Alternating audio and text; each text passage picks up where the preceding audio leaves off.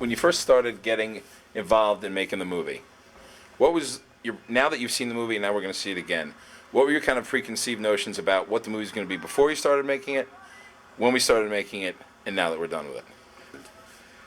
I was rather surprised, but I really wasn't overwhelmed. But I was happy that something was going to happen, and little did we know that that was going to, explode like it has. All you guys, especially you, from day one, and you listened to me, you worked with me, and we had a tremendous lot of downsides, and many times it was called off, and I can remember pacing in my prison cell and cursing the whole damn project, as a matter of fact.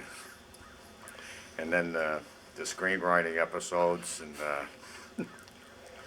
then being able to find a starring actor, and then it looked like we all had gone to hell in a handbasket. And then one day I called you guys and you said, we got a guy named Johnny Depp. And I said, who the hell's Johnny Depp? And I waited a long time for him to show up. I got pissed off about that. And when he got here, I fell in love with the guy. And so I'm exceptionally happy.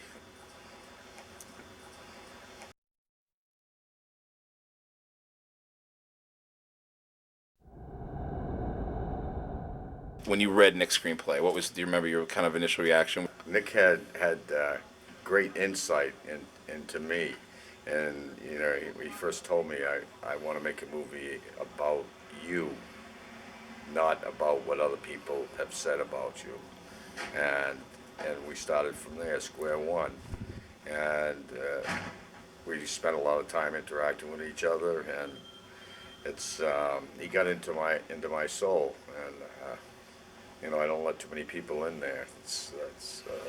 You need the key to the Sultan's jewel box there, and I was glad I let him in. When I read it,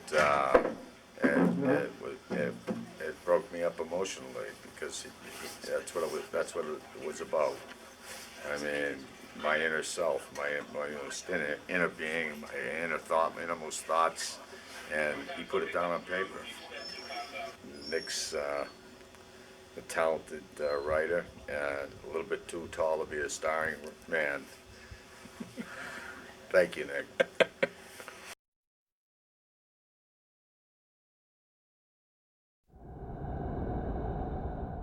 The next step, seeing the movie, when I brought you the rough cut, which is now about 45 minutes less than the last time you saw it, because I wanted you to see every frame. What was your first reactions that day when you saw the movie? Well, very few people in life are fortunate enough to climb aboard the time machine, and it's a time machine for me. And it took me places that I didn't want to go, places I had forgotten about, places that I never wanted to leave, and the total summation and culmination of all those places, that it just tore me apart emotionally. And in particular, what part of the film, or part of the, was it kind of the story itself, the portrayal of Johnny portraying you, the portrayal of the people that were in your family, from Ray Liotta playing your dad to your mom, all that kind of stuff? Like, what really hit it home for you? I'd say that my father, the parts that how I interacted with him, and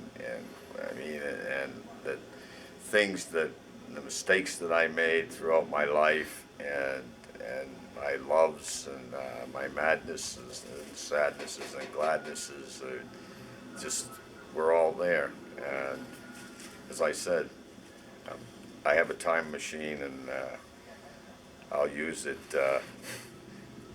sparingly, and it will always be a precious gift to me.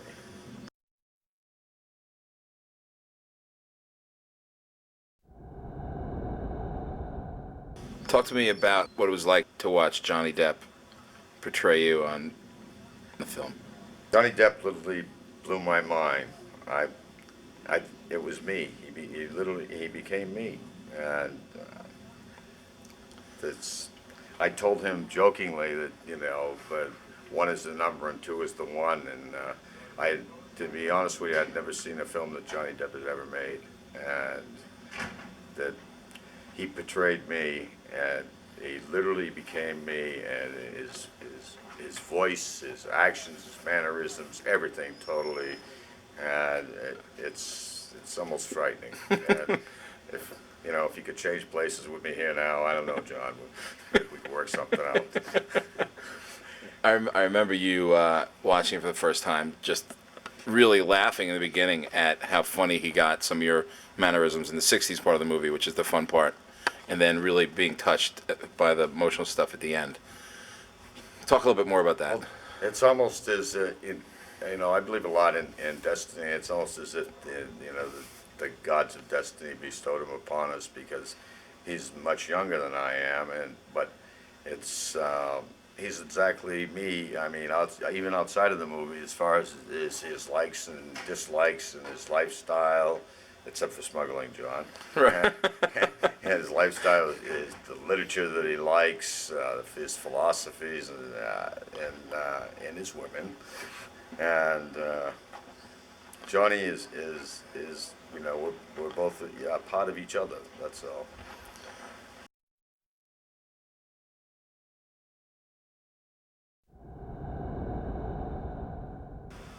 A lot of the people that screen the movie get very upset at the ending. They feel bad for you for what you're doing. They get mad at you for doing that final bust. They get mad that you left Christina on the doorstep, but they feel sorry for you. Why is that? I think that it all boils down to a man bent on self-destruction, and they probably see some attributes in me and some traits that they might love, and also that they hate, and it's a hate-love relationship, and they'll always gather around the town square to see the guy in the black hat with the noose around his neck, and it's a hate-love affair. It's a guy who chose free will over a love of his daughter and his family, and I can't say that he loved himself, but he loved free will more than an adventure, more than he did the people around him. Right. And it's great to go out there and love that guy out there, Butch Cassidy and the Sundance Kid, but it's lonely to be him. Yeah. And I think that's why they walked away like they did.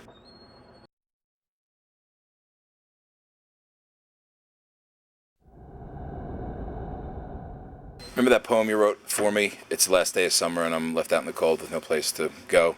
Yeah. People really, really respond to that. Expand on that a little bit about where you are right now. Yeah, there's a movie. Yeah, there's all this other stuff. George Jung is here. Explain that part of it for you.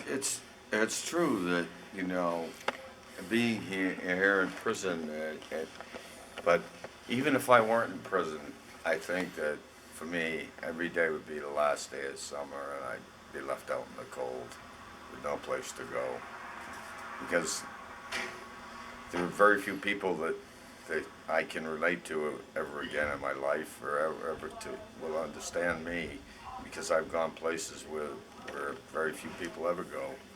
I mean, I played the ultimate gamble. I gambled my life, and you can't go back again. You can't go home again.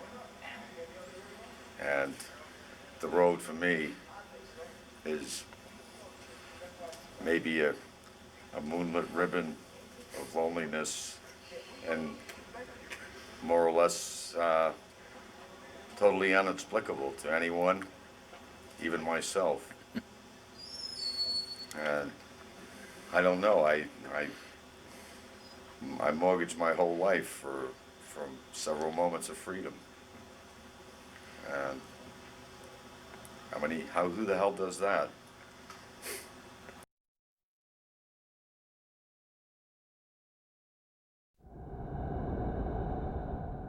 Tell me about the '60s when you moved out, and because it's such a great part of the movie, and it looks so much fun when you and Tuna and Frank Shea and bring in you guys smuggling, getting the planes, getting on the Winnebagos, that whole thing. People just love that. Talk about how much fun that was and what was going on and what the '60s were like. It was fun, the '60s. I mean, it was a time of great innocence and just arriving in California from Massachusetts was going from a sandbox with no toys to the toy shop. And actually, June and I were overwhelmed, but it didn't take long to overcome that either. To join the madness and sadness and gladness of it all. And as far as my mother always said that the day I went to California was the day I went bad. And probably also mad. And very glad. Right. Right. But I wasn't alone, and I was out there, and also there was a lot of anger out there too. Yeah. And there was a tremendous awareness out there, and it's like Timothy Leary said, turn on, tune in, and drop out. And Tuna and I most definitely did that.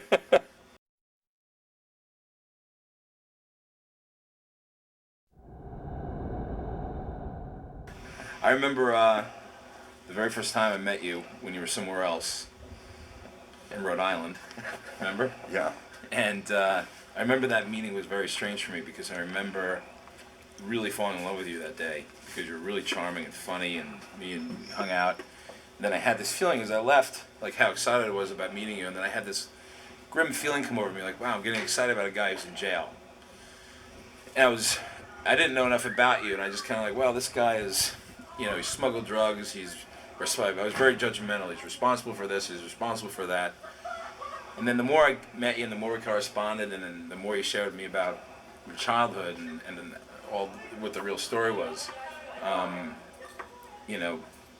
my view of you and my judgment of you really changed completely differently.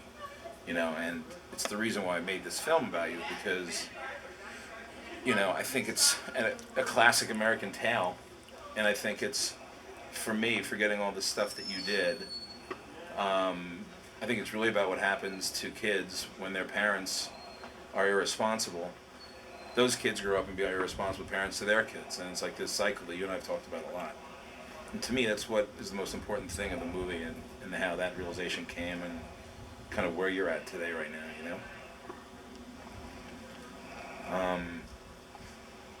And I think that, I hope that you feel that, we dealt with that whole aspect of your life properly and with dignity. But, okay, well, you did. Yeah, That wasn't a question, by the way. No, it was just a thought. I mean, you know what I mean? Just a... Oh, well, you kind of threw me off balance, for the guy. It's but it's the hate-love relationship. Yeah. Okay, charming George, but also the evil George. Well, we all have those. We all have dark sides to it. Yeah. Mine just seems to be a little more illuminated. Well, also, yeah, but also there's no book about me, so no one knows all my dark secrets. True. Thank God. But anyway, I just kind of wanted to thank you, to give me the opportunity to make this film, because it's become very personal to me, and it's really changed me a lot, having a little daughter, and being around people that in a lifestyle that could get a little out of control, and it's really affected your life, has affected my life greatly, and I think a lot of people are going to watch this movie going to feel the same way. Well, we don't have a drug problem in this country. We have a problem of parental guidance. That's what it's all about. Yeah. I mean, You can eliminate the drugs tomorrow, and you still are going to have a problem of parental guidance. Right. People concentrate more on the guy who repairs their car than they do with the teacher who teaches their kids. I know. And Teachers get paid like minimum wage, and guys who drive trucks Yeah, it's are ludicrous. making hundreds of thousands Right. of dollars. right, and either they wake up to that fact, or the tragedy will continue to the point of where you can't fix it. Right. But it's it's not that the fact is as I've said before that you know that Escobar and I had the courage to be bad. It's that people didn't have the courage to be good or to care about their kids, Right. Right. and that's basically what it boils down to. And I think you did portray it in the movie. It's there, and if people can't grasp it, then they don't want to. Yeah.